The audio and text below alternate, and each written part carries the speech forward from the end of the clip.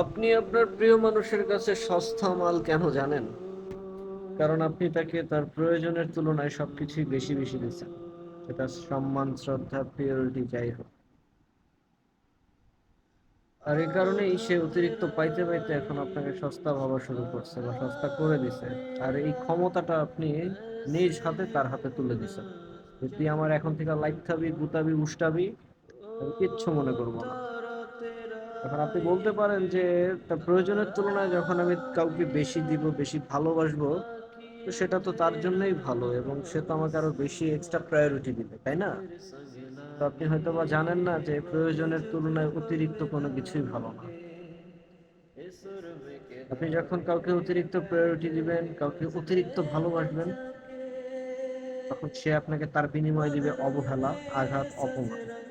ঠিক আছে? কারণ সে জানে আমি ওরা যতই লাইক গুতাই উষ্টাই, দিন শেষে আমার কাছেই ফিরে আসবে। কেন জানেন? ওই যে এই জন্য একটা গান লেখা হয়েছিল না, যে বাউল চিশতি দেওয়ান লিখছিল, ও তুই যতই ব্যথা দিয়াছিস নিঠুর,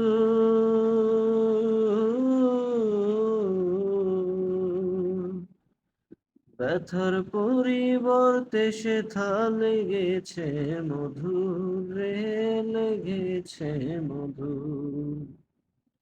যেমন প্রভুর দ্বার সারে না কুকুর, যতই করুক ব্যত্রাঘাত, তোর লাইগাবে হায়া মনটা করে রে উৎপাত। তো এখানে কুকুরটা হচ্ছেন আপনি, আর আপনার প্রভুটা হচ্ছে আপনার শখের মানুষ। এখন আসা যাক, আপনি আপনার প্রিয় মানুষের কাছে সস্তা মানুষ হইছেন যে এটা বুঝবেন কিভাবে।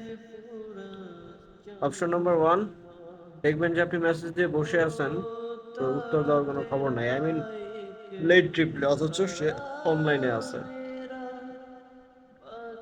নাম্বার টু, আপনি মেসেজ দিয়েছেন কিন্তু আপনি মেসেজ দিয়ে চলে গেছেন, কিন্তু আপনি পরক্ষণে এসে দেখলেন সে অনলাইনে আসছিল, active 2 hour ago, 1 hour ago, 30 minute ago, এরকম হতেই পারে, কিন্তু আপনার মেসেজটা সিন পর্যন্ত করে নাই।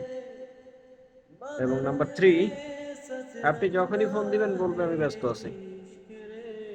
ঠিক আছে? তো ফোনটা রিসিভ করবে না। যখন জিজ্ঞেস করবেন, ব্যস্ত ছিলাম ওই কারণে হ্যান ত্যান ধরতে পারি নাই।